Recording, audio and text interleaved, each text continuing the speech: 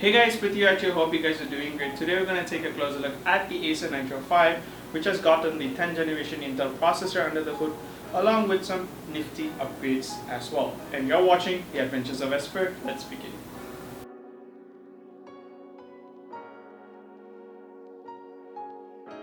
So let's talk about the design itself, because we're going to get that thing out of the way. And the first thing that you're going to notice is the brushed design on the sides of the laptop, which is an interesting touch, along with the blackened out Acer logo that gives a very stealthy look overall.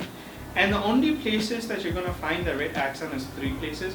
So on the hinge itself, you'll see the Nitro logo printed on it, and you have the red color accent finish on the back where the DC port is located. And when you open up the laptop, you'll see the red accent around the trackpad.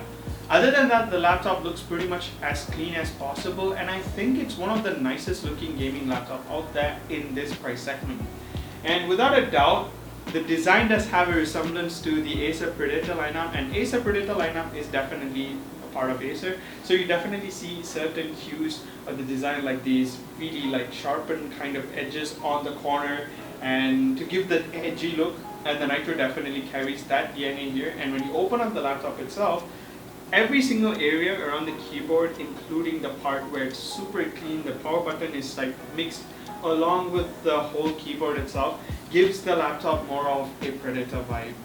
So the laptop comes in 2 variants. You have the Core i5 10th generation with the NVIDIA GeForce 1650 Ti, and you have the Core i7 with the GeForce 1660 Ti.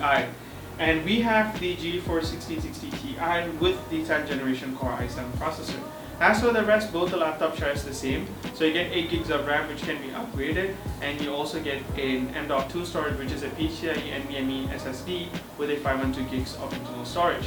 And the storage can be upgraded, but the best part is you also get extra 2 storage slots. So you get another M.2 slot and an SSD slot, or a HDD or an SSHD, whichever your preference is, and you can literally take full advantage of the storage. So you get total amount of 3 storage on the laptop itself.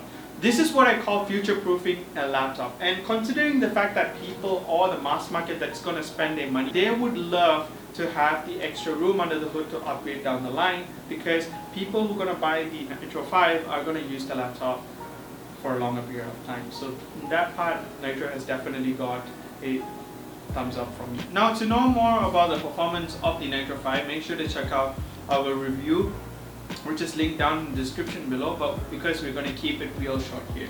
So the 10th generation processor does a really great job, and it comes with 6 core and 12 threads under the hood. And with the 1660 Ti, you get a performance that's almost as equivalent to a GTX 1070. I do wish that it was a higher core processor, because if you were to look at the competitor who actually has a higher core processor, that kind of has a really good advantage in the productivity department. But don't worry, if you're still planning to get the i7 with a 6 core and 12 thread, you're still going to have a great performance experience, because this laptop is now capable to do a lot of editing work and also a lot of gaming work. As for the gaming side of things, you're going to enjoy the laptop, because the 1660 Ti, as I mentioned earlier, it's more of an equivalent to a 1070.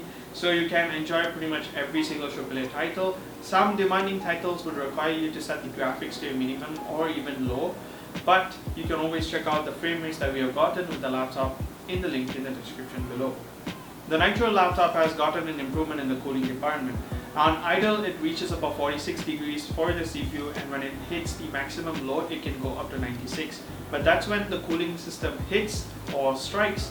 It actually cools the CPU down to 89 to 91. It hovers around that. And same applies to the GPU as well, where the GPU hovers at 78 to 81. As long as the temperature is well maintained under the 100 degree mark, I'm completely fine with that.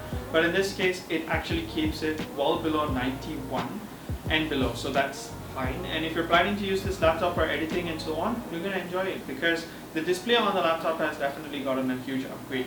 It now comes with a 300 nits display with a coverage of 72% NTSC color space.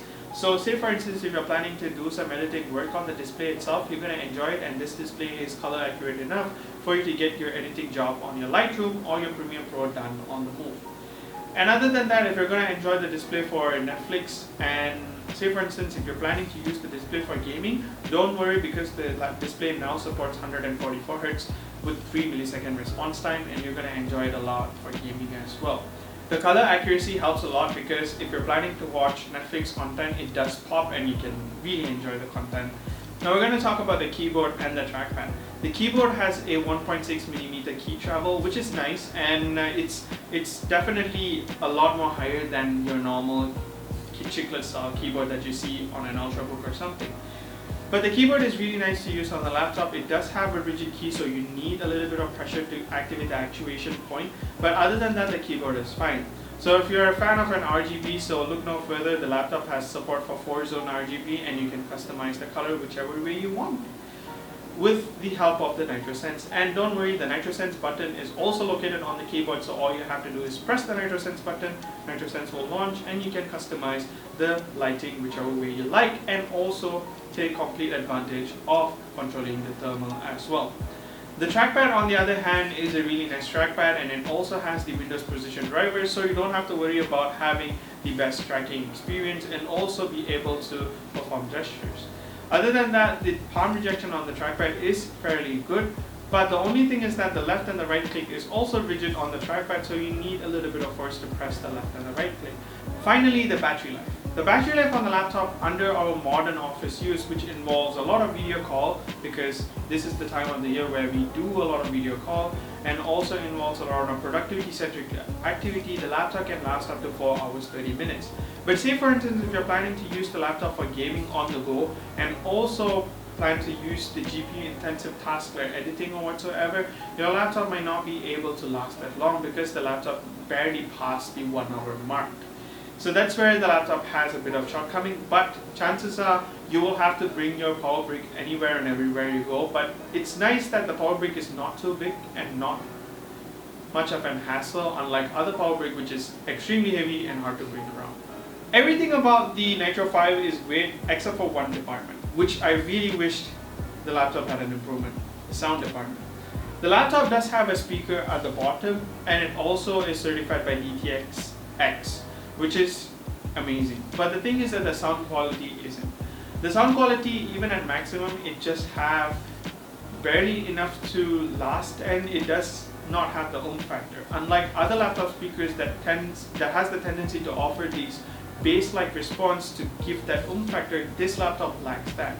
And even if you were to use the EQ in the DTS settings to get the most out of it, chances are you might not going to enjoy the sound quality, because your sound quality gets compromised a lot.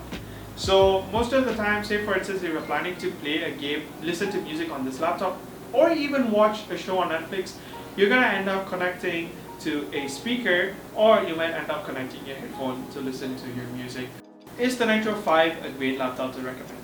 In fact, it is, because the Nitro 5 falls under an entry/mid-tier gaming laptop where it offers really good performance, and this particular one offers really good value for money.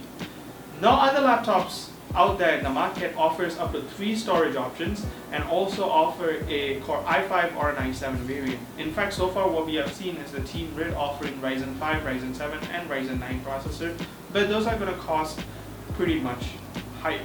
And the fact that you have a color accurate display shows that the display is capable of doing editing work on the go, and the 1660 Ti, which is an equivalent to the 1070, which means your performance is not going to be an issue. You still can get the most out of the laptop. For the most part, the Nitro 5 has seen a lot of improvement in the thermal division, performance, and so much more.